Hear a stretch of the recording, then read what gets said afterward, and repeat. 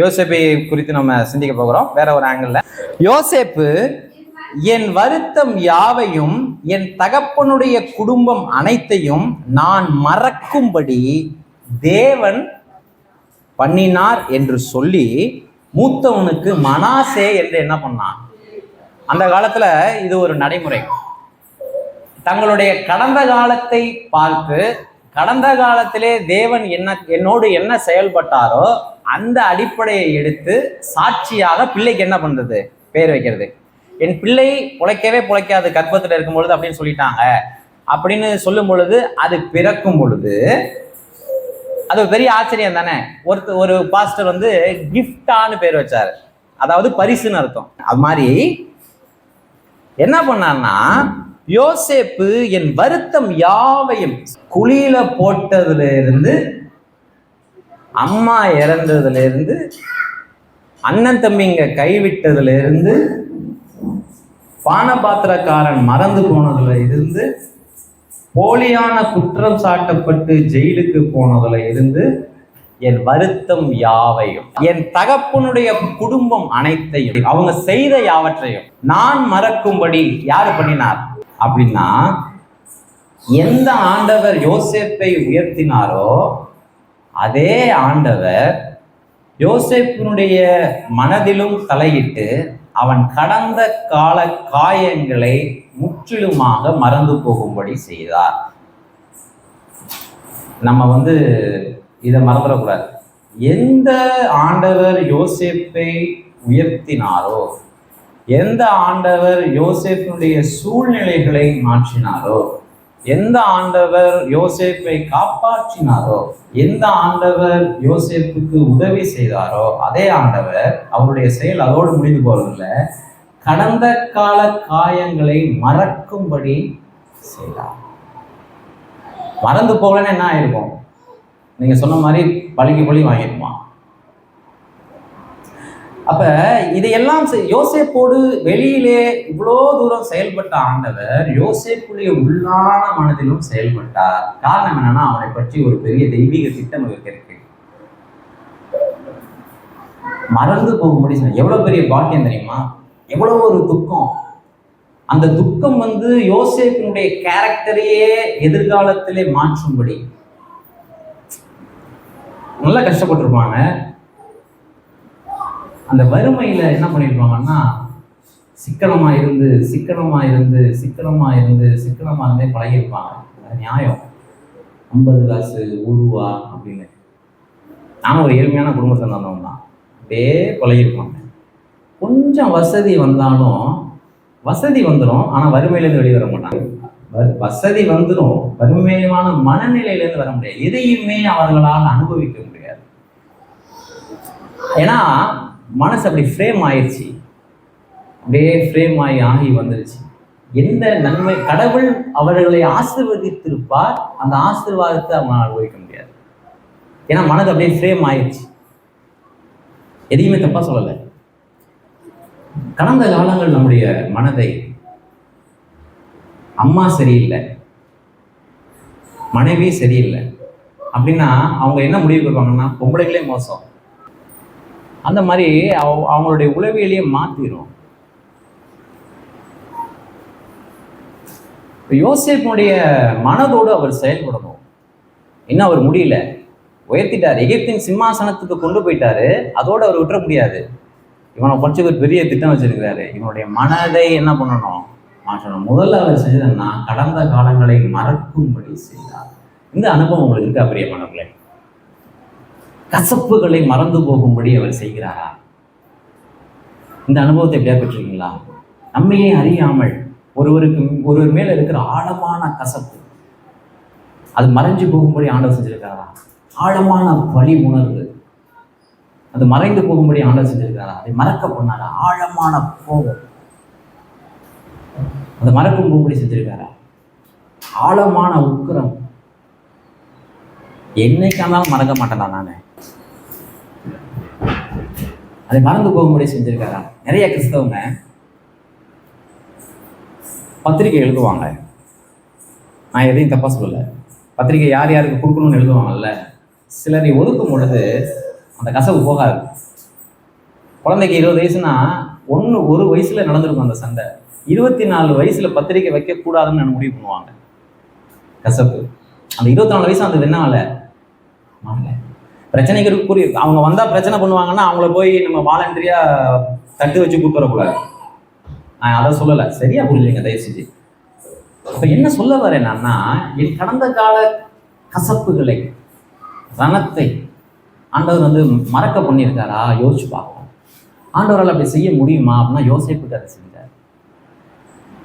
அவர் மறக்க பண்ணினதுனாலதான் இவ அவங்கள பழிவாங்க. ஏன் மறக்க பண்ணினார்? அதுக்கு அவரே காரணம் சொல்றார். ஆதியாகமத்தின் புஸ்தகம், ஏங்க நான் சொல்றது ரொம்ப ரொம்ப முக்கியம். ஆதியாகமத்தின் புஸ்தகம் 50வது அதிகாரம் 20வது வசனம்.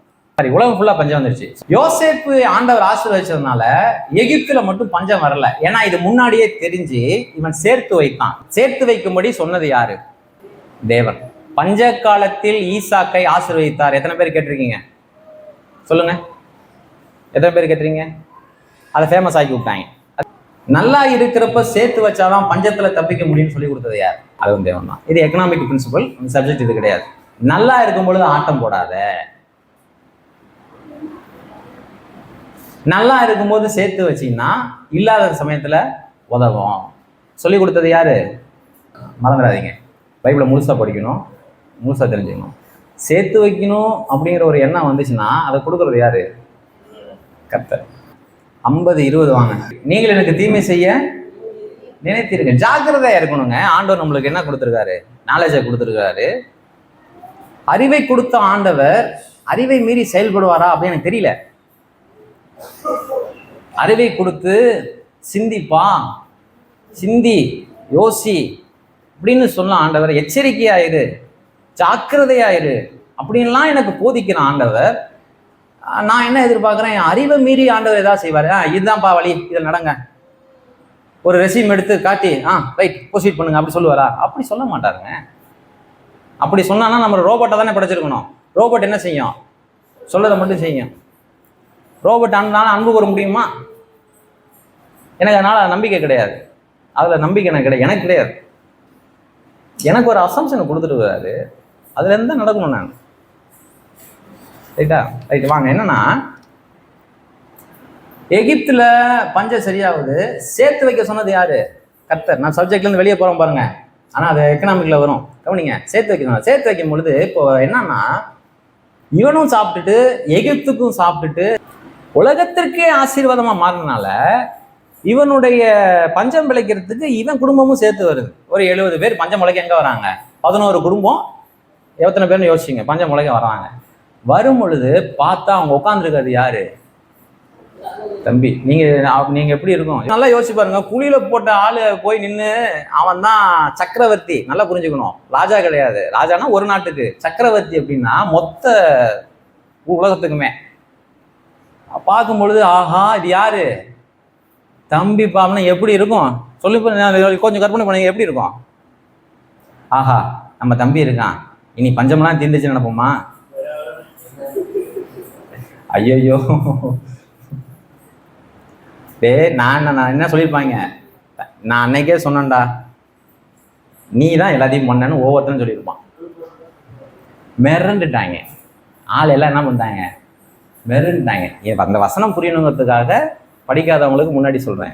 அவங்கள பார்த்து தான் யோசேப்பு சொல்றாரு. சகோதரர் போய் அவனுக்கு முன்பாக தாழ விழுந்து, இதோ நாங்கள் உனக்கு யாரு? சரண்டர் ஆயிட்டாங்க.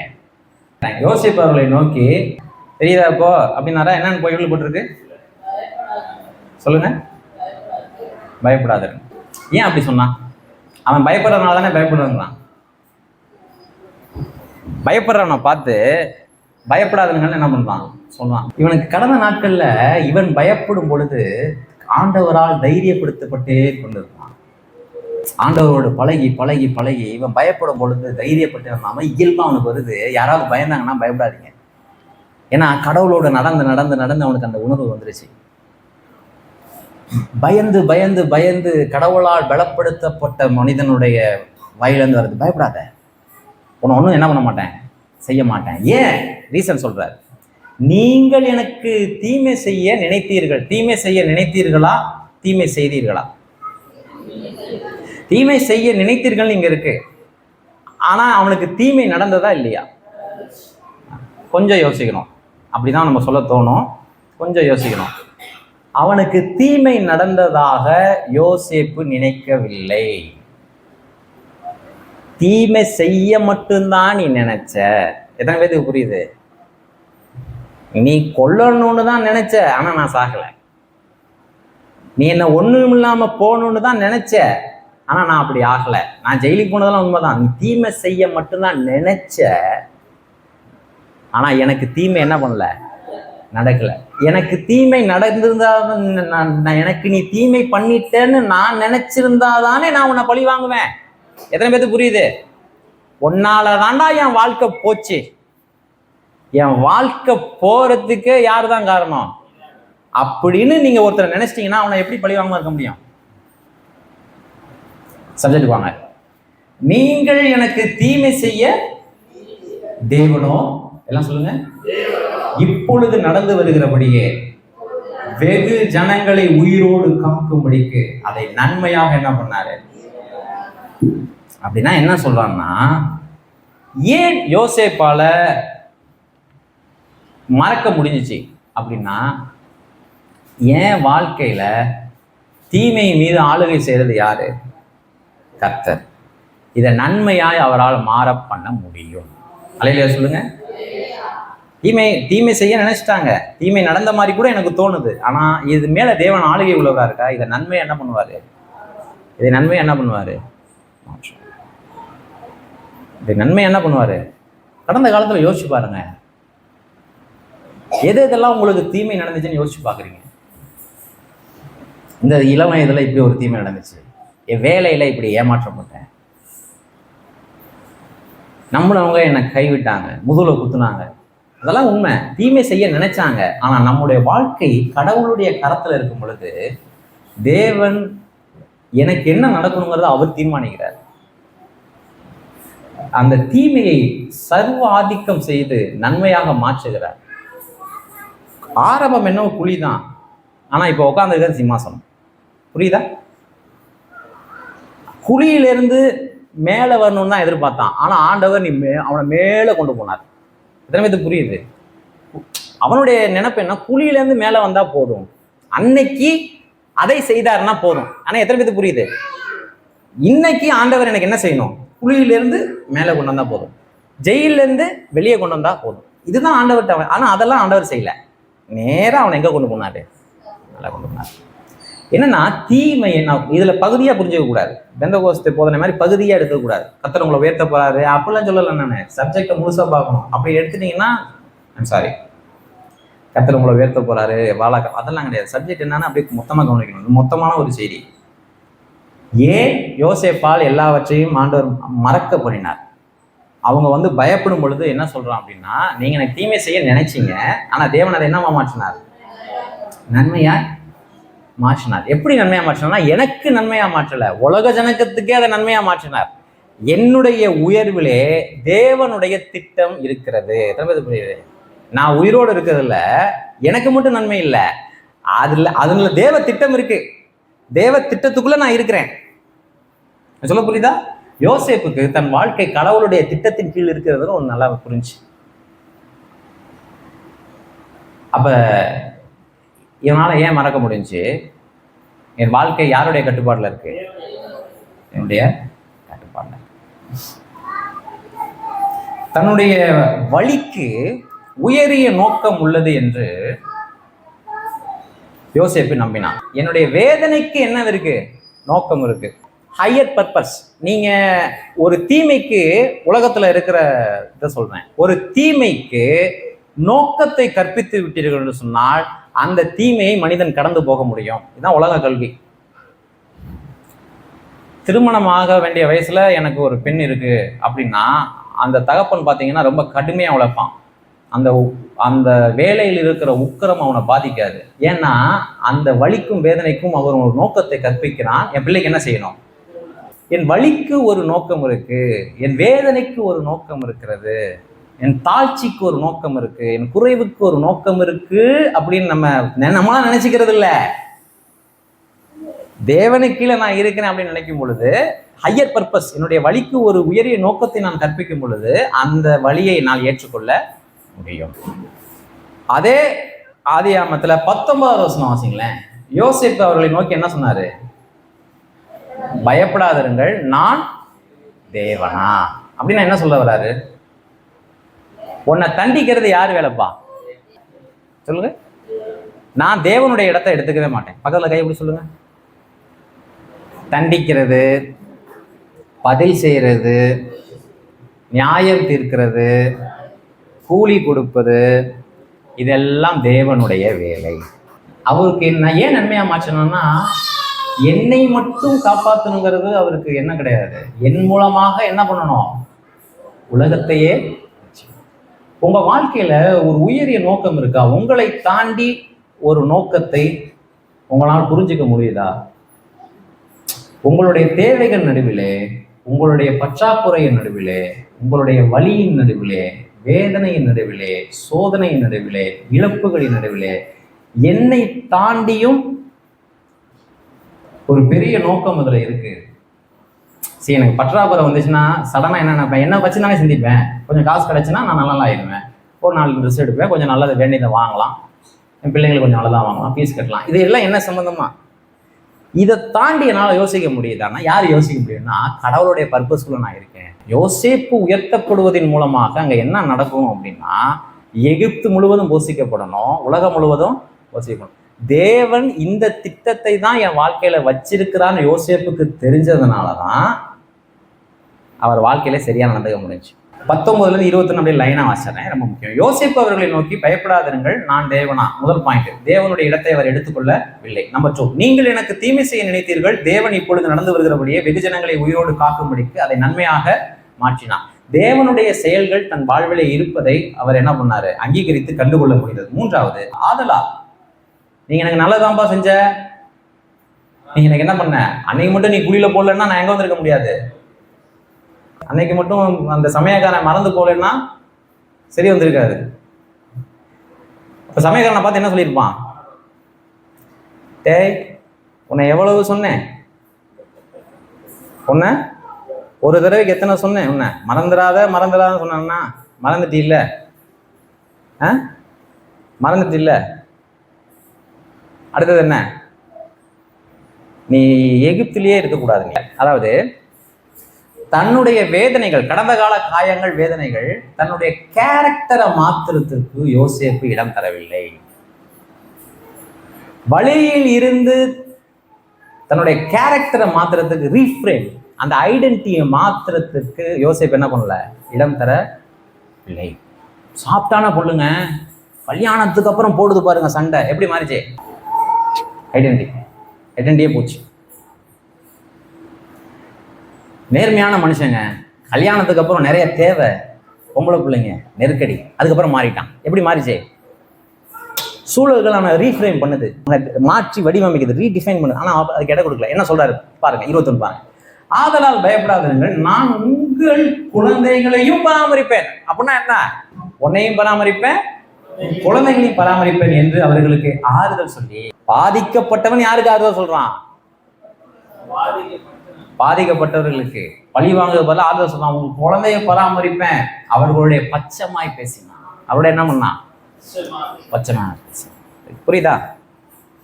யோசேப்புடைய கேரக்டர் புரியுதா? இதெல்லாம் நடக்கும். முதல் குழந்தைக்கு என்ன பேர் வச்சான்? சூப்பர், மனாசே. மனாசேன்னா என்ன? தேவன் என்னை மறக்க பண்ணினான். அப்படின்னா அவனுடைய அனுபவம். மறக்க பண்ணினதுக்கு பிற்பாடு என்ன நடக்குச்சு அவன் வாழ்க்கையில அப்படிங்கிறது அவனே சொல்றான். 2வது குழந்தைக்கு ஒரு பேர் வைக்கிறான். வாசிங்க 41:52 வாசிங்க.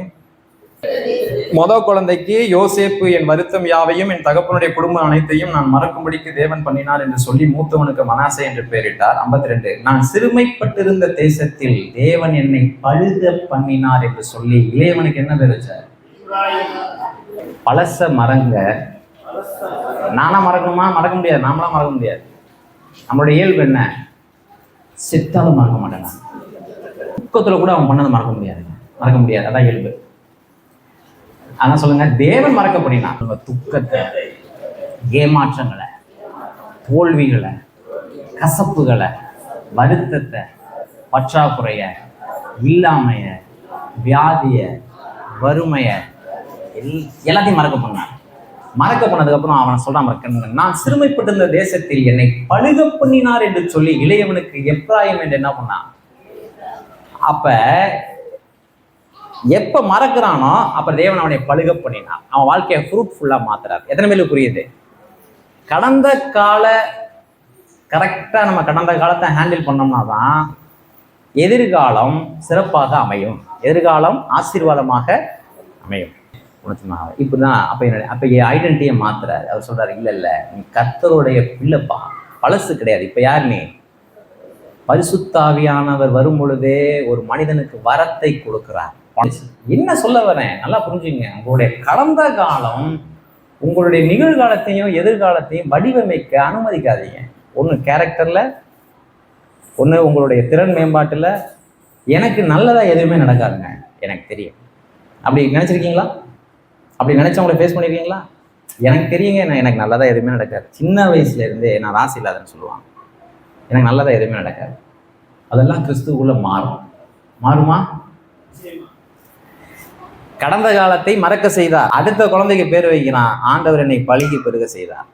அப்படின்னா என்ன அர்த்தம்னா, ஏன் பர்பஸ் சால்வ் பண்ணார். இப்போ நான் மறுபடியும் சொன்னேன், நான் 101 வேலையை பார்க்க முடியாது. 101ன்னா வானத்தே வில்லா விளைச்சேன், அதை செய்ய மாட்டேன். ஆனா எதற்காக என்னை அழைத்தாரோ அந்த நோக்கம் எனக்கு தெரியும், அதை கண்டுபிடிச்சிட்டேன், சொல்லி கொடுத்துருக்காரு. அதை செஞ்சு முடிப்பேன். அதை எப்படி செஞ்சு முடிப்பேன்? பெட்டரா செஞ்சு முடிப்பேன், பெஸ்டா செஞ்சு முடிப்பேன். புரியுதா? உங்களுக்கு ஒரு நோக்கம் இருக்கா வாழ்க்கையில? இல்ல உங்களுக்குன்னு ஒரு நோக்கம் இருக்கலாம்.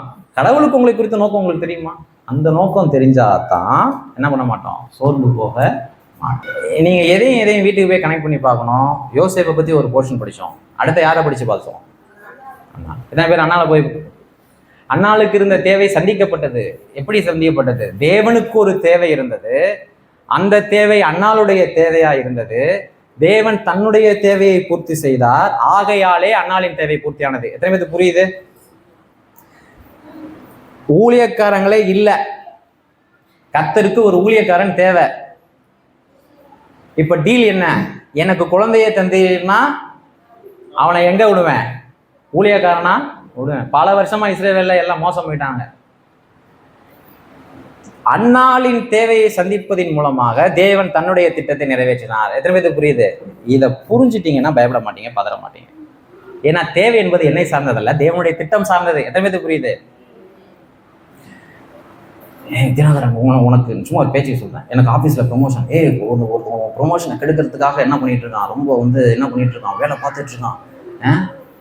அப்படின்னா நான் பதட்டமாவேனா?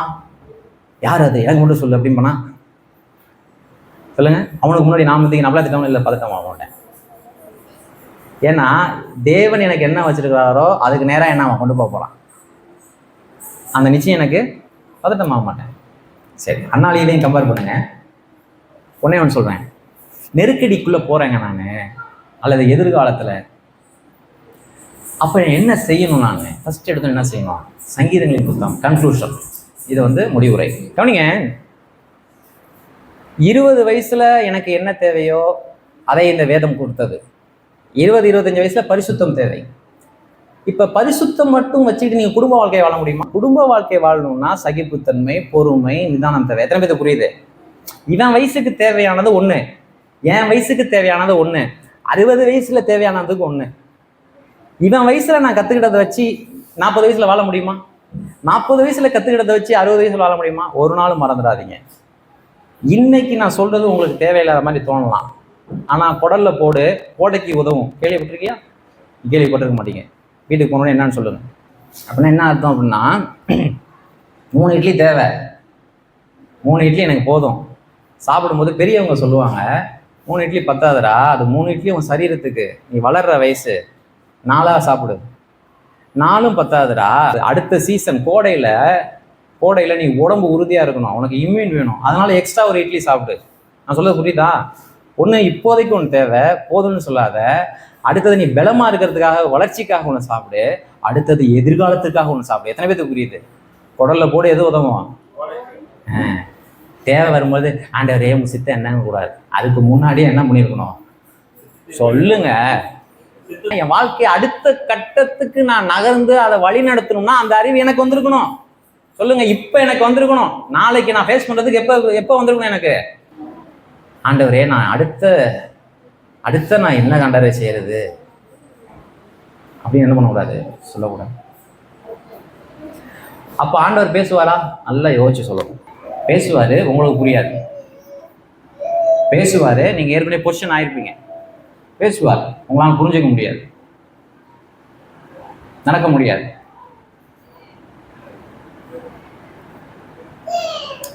பஸ் ஏறி உள்ள உட்காந்துருவாங்க, ட்ரெயின் ஏறி உள்ள உட்காந்துருவாங்க. இப்போ டிக்கெட்லாம் எடுத்துக்கிட்டியா அப்படின்னா, பஸ் எதில் போவோம் சொல்லுங்க? டிக்கெட்டே எடுத்துட்டியா, நல்லதுதான். அதுக்கெல்லாம் என்ன கிடையாது, வாய்ப்பு கிடையாது. புரியுதா?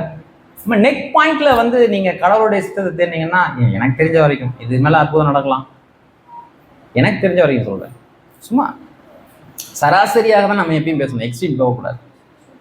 அப்போ கடவுளை உங்களுக்கு போதிக்க முடியுமானா கண்டிப்பாக முடியும். ஆனால் நீங்கள் பொசிஷன் ஆகிருப்பீங்க, ஏற்கனவே செட்டில் ஆகிருப்பீங்க ஒரு மனநிலையில். என்ன சொல்ல வரேன் அப்படின்னா, 20 வயசு பசங்க கேளுங்க, 25 வயசு பசங்க கேளுங்க. இல்லை நான் கொஞ்சம் சௌரியமாக இருக்கேன், கேட்டு வைங்க. கேட்டு வச்சிங்கன்னா தான் உங்களுக்கு ஃப்யூச்சரில் உங்களுக்கு ஹேண்டில் பண்ண முடியும். ரைட்? சங்கீதம் 142:4 ஐசோலேஷன். சங்கீதங்களின் புஸ்தகம். இதை ஒரு தடவை எல்லாம் ஃபேஸ் பண்ணிருக்கலாம். சங்கீதம் 142:4. நேரம் வேற ஆகிட்டே இருக்கு. 142:4 வாசிக்கிட்டா எடுத்துட்டீங்களா? வலதுபுறமாய் கண்ணோக்கி பாரும், என்னை அறிவார் ஒருவரும், எனக்கு அடைக்கலமும் இல்லாமல் போயிற்று. என் ஆத்துமாவை விசாரிப்பார் ஒருவரும். ஆண்டவரே, என்னை கண்ணோக்கி பாருங்க, என்னை யாருக்குமே தெரியல, எனக்கு யாரும் அடைக்கலமும் இல்லை, என் ஆத்துமாவை விசாரிப்பார் ஒருவரும் இல்லை. ஐசோலேஷன், யாருமே இல்லை ஆண்டவர், எனக்கு யாருமே இல்லை. என்ன செஞ்சார் இவரு? 1 சாமுவேலின் புஸ்தகம். அப்படிப்பட்ட சூழல் வரும். வியாதியில் இப்போ எங்கள் அம்மா வந்து என் சிகிச்சையில் பயம் போடும்போது என் கையை பிடிச்சிக்குவாங்க. ஐசியூவில் பிடிக்க முடியுமா? டாக்டர் கையை பிடிச்சி நர்ஸு கையை பிடிச்சா விடுவாங்களா? சொல்லுங்க, விட மாட்டாங்கல்ல. அப்படி ஒரு டாக்டரை பார்த்துருக்கீங்களா, நர்ஸை பார்த்துருக்கீங்களா? சரி,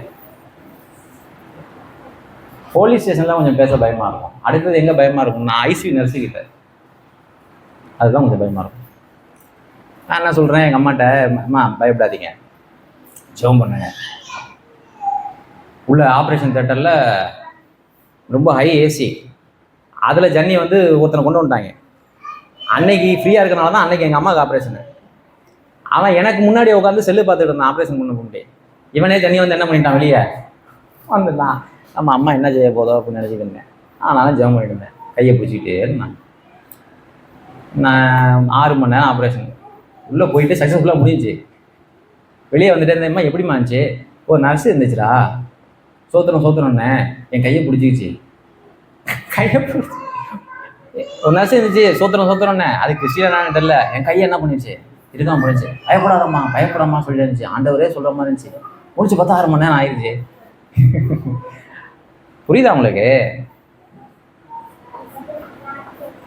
ஸோ என்ன சொல்ல வரேன்னா, கடவுளை மனிதர்கள் உதவி நுழைய முடியாத ஒரு இடத்துல கடவுளை சார்ந்து வாழுங்க. கடவுளை சார்ந்துக்கிறதுக்கு ட்ரெயின் ஆகுங்கன்னு சொல்றேன் நான். கடவுளை சார்ந்துக்கிறது என்ன பண்ணுங்க, ட்ரெயின் ஆகுங்க. கொஞ்சம் தாங்க எனக்கு ஆண்டவரை சார்ந்த அறிவு இருக்கு, வாங்க. அதுக்கு தான் சொல்றேன், ஆண்டவருக்குள்ள வாங்க. அட்லீஸ்ட் என் வாழ்க்கையை நடத்துறதுக்காக எனக்கு என்ன தேவை? 1 சாமுவேலின் புஸ்தகம் கன்க்ளூஷன். 1 சாமுவேலின் புஸ்தகம்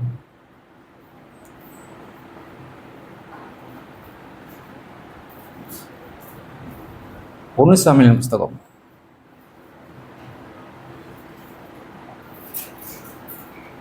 30 அதிகாரம்.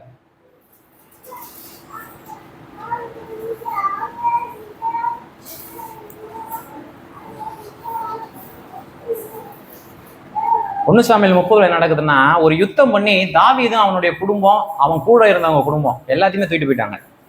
அந்த காலத்துல மொத்த குடும்பமும் போயிடுச்சு. இந்த மொத்த குடும்பம் போகும் பொழுது கூட இருந்த ஜெனரல்ஸ், சோல்ஜர்ஸ், போர்ச்சேவர்கள், அந்த நிர்வாகத்துல இருக்கிற அந்த இராணுவ அதிகாரிகள் அப்படியே திருப்பிட்டான். நீ ராஜாவா ஒழுங்கா யுத்தம் பண்ணியிருந்தீங்கன்னா, ஒழுங்கா திட்டமிட்டு இருந்தீங்கன்னா, இப்ப எங்க குடும்பமும் போயிருக்காரு. அப்படிப்பட்ட பிரச்சனையில யாரு கூட நிக்கணுமோ, பயப்படாதீங்க ராஜா, நாம இருக்கோம், நம்ம போய் யுத்தம் பண்ணி மீட்டு வரலாம். யாரு கூட நிக்கணுமோ, யார் அவனுக்கு ஆதரவா இருக்கணுமோ, அவன் பிரச்சனைக்கு மேல பிரச்சனை கொடுக்கும்படி திரும்புறான். ஒன்ன கொன்னதான் சரியா வரும். Internal conflict. வெளியிலேருந்து ஒரு பிரச்சனை வருது, எனக்கு துணையா யார் இருக்கணும்? உள்ள இருக்கவன் தான் துணையா இருக்கணும். உள்ள இருக்கிறவனே இன்னொரு பிரச்சனையை கொடுக்கணும். எது கேடகமா இருக்குமோ அதே கத்தியா மாறுது. இப்போ ஒண்ணுமே பண்ண முடியாது. அப்படியா? இல்ல, நல்லா சொல்றேங்க இல்லைங்க. ஆண்டவரை ஏற்றுக்கொண்ட ஒரு கிறிஸ்தவனுடைய வாழ்க்கையில சாலையின் முடிவு அது கர்த்தர் தான் தீர்மானிக்கணும். அது நீங்களும் நானும் கிடையாது. செங்கடல் தான் முடிவு கிடையாது. அதை தீர்மானிக்க வேண்டியது யாரு? செங்கடல் முடிவா? 1 சாமுவேல் புஸ்தகம் 30வது அதிகாரம் 3வது வசனத்திலிருந்து ஆரம்பமாகுது.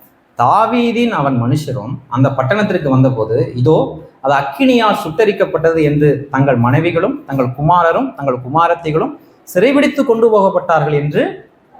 எப்படி இருக்கும் யோசிச்சு பாருங்க. அப்பொழுது தாவீதும் அவனோடு இருந்த ஜனங்களும் அழுகிறதற்கு தங்களில் பலனில்லாமல் போக மட்டும் சத்தமிட்டு, இமோஷனல் எக்ஸாஷன், அதுக்கு மேல அழுவ முடியாது, அது வரைக்கும் அழுகுறாங்க. பொதுவா அழுதுட்டு அடுத்தது என்ன செய்வோம்? நல்லா யோசிச்சு சொல்லுங்க. ஒரு துக்கம், அப்படியே அழுதுகிட்டே இருந்தோம்னா அடுத்தது என்ன ஆகும் யோசிச்சுப்பாங்க. உண்மை. ஏன்னா உடம்பு எக்ஸசைஸ் ஆச்சுன்னா தூக்கம் வந்துடும். அது நம்ம சரீரத்தில் இருக்கிற ஆண்டவர் அப்படி படைச்சிருக்காரு. அதுக்கு மேலே போனோம்னா வெடிச்சிடும் மண்டங்கனால இயல்பாக தூக்கம் வந்துடும். ஒரு ரசாயனம் சுரக்கும் தூக்கம் வந்துடும். அதையும் தாண்டி சிலர் மயங்கி விழுவாங்க. தாவீது என்ன செஞ்ச பாருங்க. தாவீதின் 2 மனைவி ஆகிய எஸ்ரேல் ஊரான அகினோவாவும் கர்மேல் ஊரான நாபாலின் மனைவியா இருந்த அபிகாயிலும் சிறைபிடித்து கொண்டு போக தாவீது மிகவும் நெருக்கப்பட்டான். யாருன்னா பிரச்சனை இல்லை, உள்ளுக்குள்ள இருக்கிறவங்க. ஒரு தவறான முடிவெடுப்போம், பிஸ்னஸ் லாஸ் ஆயிரும், அதுதான் பிரச்சனை. நான் சொன்னேன் கேட்டீங்களா? அது நேச்சுரல் ரெஸ்பான்ஸ். என்ன பண்ணுவாங்க? இப்போ என்ன பண்ண போறீங்க? இப்படியே உட்காந்துதான் என்ன பண்றது? ஒரு வழி சொல்லுங்க. உன்னால எப்படி தூங்க முடியுது? உன்னால எப்படி சாப்பிட முடியுது?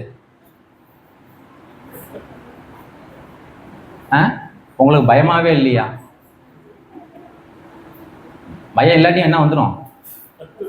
அந்த தப்புன்னு சொல்ல முடியாது.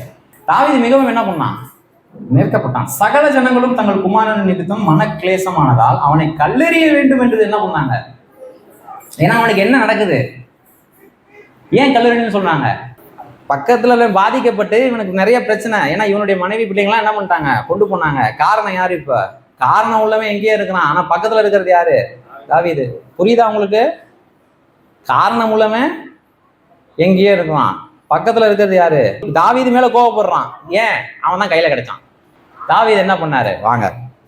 தாவீது தன் தேவனாகிய கர்த்தருக்குள்ளே தன்னை திடப்படுத்தி கொண்டான். தன் தேவனாகிய, அதான் முக்கியம், தன் தேவனாகிய கர்த்தருக்குள்ளே என்ன பண்ணான்?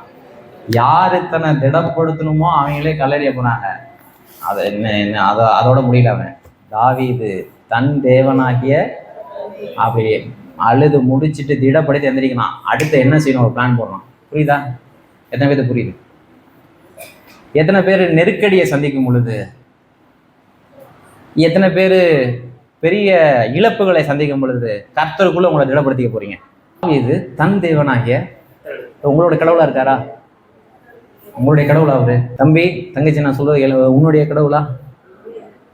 நீங்க சொல்றீங்க நான் என்னுடைய கடவுளை பேசி கொண்டு இருக்கேன். உங்களுடைய கடவுள் என்னுடைய கடவுள் ஏன் சொல்லணும்னா இதெல்லாம் என் வாழ்க்கை நடந்திருக்கு. நான் ரைட் ராயலா பேசுவேன். உங்களுடைய கடவுளா அவரு? உன்னுடைய கடவுளா? தன் தேவனாகிய கர்த்தரிடத்துல தன்னை என்ன பண்ணான்? திடப்படுத்தி கொண்டான். மொத்த இராணுவமும் இவனை எதுக்குது? தன் தேவனாகிய கர்த்தருக்குள்ள என்ன பண்ணான்? மிகவும் அழுதான். எல்லாத்தோட சேர்ந்து அழுதானா தாவீது? கவனிச்சிங்களா? எல்லாத்தோட சேர்ந்து அழுதானா? அழுதான். ஆனா எல்லாரும் கல்லெறியும் பொழுது இவன் தன்னை திடப்படுத்தி கொண்டான். யாருக்குள்ள? கர்த்தருக்குள் தன்னை. கர்த்தர் திடப்படுத்தினாரா? கர்த்தருக்குள் தன்னை திடப்படுத்தி கொண்டான். ரெண்டுக்கும் வித்தியாசம் இருக்கிறது. இந்த நாளிலே இந்த நேரத்திலே ஒரு வார்த்தையினால் என்னை திடப்படுத்தினார்னா கர்த்தர் திடப்படுத்தினார். என் கடந்த நாட்களை திரும்பி பார்த்து ஒவ்வொரு நாளும் ஆண்டவர் என்னை நடத்தி வந்த பாதைகளை நம்பி இதையும் கடந்து போவேன் நினைச்சா கர்த்தருக்குள் என்னை திடப்படுத்திக் கொள்கிறேன். அதனாலதான் சொல்றேன், அந்த அனுபவம் வேணும். இன்னைக்கு பேசினதை நான் புரிஞ்சுக்கிட்டேங்க. கரங்களை வைத்த முடியுமா?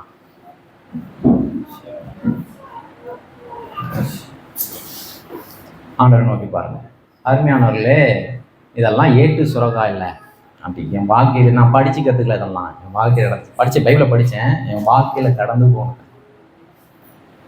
நான் பிரசங்கிக்கிற எதுவுமே ஏட்டு சுரகா இல்லை. ஆண்டவர் நோக்கி பார்ப்போம். நம்பர் 1, கடந்த கால காயங்களை கர்த்தர் மறக்க பண்ணணும், ஆற பண்ணணும். அதை ஆண்டவரே செய்யணும். பழி வாங்குகிற உணர்வு இதெல்லாம் போகணும். தகப்பனை மன்னிக்கணும், தாயை மன்னிக்கணும், கூட பிறந்தவங்களை மன்னிக்கணும், மனைவியை மன்னிக்கணும், நண்பர்களை மன்னிக்கணும், கணவனை மன்னிக்கணும். எல்லாத்தையும் ஆண்டவர் மறக்கப்படணும். பிட்ரேயல்ஸ், துரோகங்களை மன்னிக்கணும். துரோகம் நடந்ததெல்லாம் உண்மைதான், அதே நினைச்சிட்டு இருக்கக்கூடாது. அதே எதிர்காலத்தை தொடர்ச்சி அதை சிதைக்கக்கூடாது. ஆண்டவர் மறக்க பண்ணுவார். ஜெபம் பண்ணுங்க, உங்களுக்கான நேரம். மறக்க பண்ணுங்க, கசப்புகளை மறக்க பண்ணுங்க. இந்த நபரை என்னால் மன்னிக்கவே முடியல, மறக்க பண்ணுங்க. நான் என்ன தேவனா? யோசிப்பு கேட்டேன். நான் என்ன கடவுளா? நான் யாரையும் நியாயம் இருக்க மாட்டேன். அது என் வேலை இல்லை. ஒருத்தர் எனக்கு தீமை செய்ய நினைக்கதான் முடியும், தீமை செய்ய முடியாது. நான் தீமைன்னு நினைச்சாதான் அது தீமை இல்லை. கடவுள் அதை நன்மையாக மாற பண்ணுவார். ஏன் அப்படின்னு நினைக்க சொல்ல முடியும்னா, ஏன் மேல தேவ திட்டம் இருக்கு. தேவனுடைய வார்த்தையை சொல்லும்படி அழைக்கப்பட்டிருக்கிறேன். என்னுடைய வாழ்க்கை ஊழியத்தோடு கட்டப்பட்டிருக்கு, இந்த அழைப்போட கட்டப்பட்டிருக்கு. எனக்கு இருக்கிற நிச்சயத்தை நான் சொல்றேன், எந்த தீமையையும் நன்மையாக அவர் மாற்றுவார். தடையாய் வருகிற எல்லாம் எனக்கு உரங்களாக மாறும். பரிசுத்த ஆவியானவர் பேசுவார். விக்டிம் மைண்ட் செட் எடுத்து போடுவார். ரீஅஃபர்மேஷன், அதாவது என்னை பத்தி மற்றவங்க நினைக்கிறது இல்லை. நீ கோபக்காரன் கிடையாது. அது வெளியே வர முடியும். நீ ஒரு அவசர புத்தி, நீ ஒரு கூமுட்டை, யோசிக்காம எதை பண்ணுவ. அது உண்மையா இருக்கலாம், ஆனா அதுல அந்த டிசைனை மாத்த கர்த்தரால முடியும்.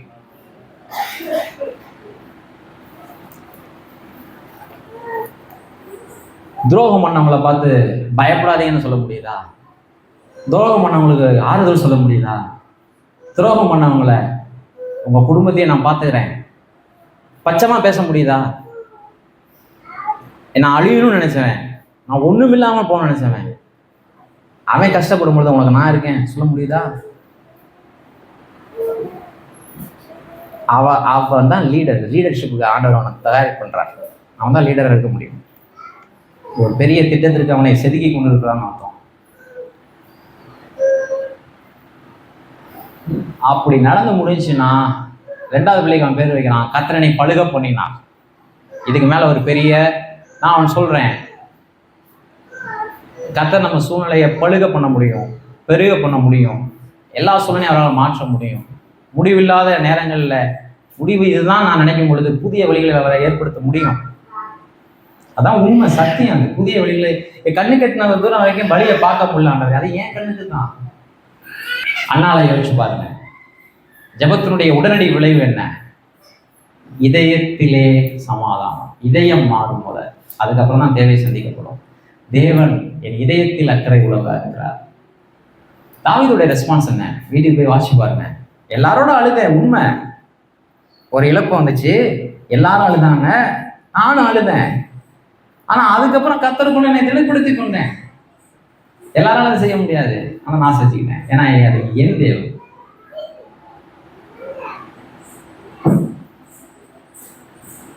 என்னப்பா கூட இருக்கிறவங்களே இப்படி பண்ணான், குடும்பத்தில் உள்ளவங்களே பண்ணான், கர்த்தர் இருக்கார்ல, அந்த இடத்த ரீப்ளேஸ் பண்ணுவார்ல.